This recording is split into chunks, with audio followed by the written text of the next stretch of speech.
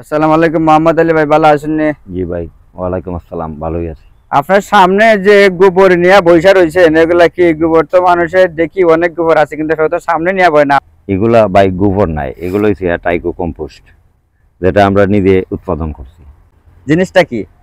টাইকো কম্পোস্টের সবচেয়ে বড় উপকারিতা হচ্ছে আমরা বেগুন, শসা এবং টমেটো জাতীয় যত ফসল আছে এগুলা ডলে পড়া রোগ প্রতিরোধ করে। আসলে কি এটা প্রতিরোধ করে নাকি? প্রতিরোধ করে। আমি এটা ব্যবহার করার ফল, এটার ফল পাইছি, ভালো রেজাল্ট পাইছি। আপনি কি এটা উৎপাদন করছেন না কারো কাছে কিনে? না না, আমি এগুলা উৎপাদন করছি। তার মানে আপনি আগেও এগুলা ব্যবহার করছেন হ্যাঁ, টাইকো হ্যাঁ। কম্পোস্ট?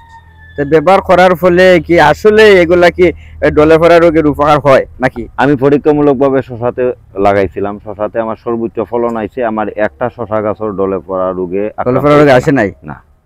দর্শক বিন্দু, আপনারা এরকম টাইকো কম্পোস্ট ব্যবহার করে আপনারা শাকসবজি উৎপাদন করবেন, বিশেষ করে টমেটো ফসলে কিন্তু এই জিনিসটা মানুষে বেশি ব্যবহার করে, তাই না? হুম হুম।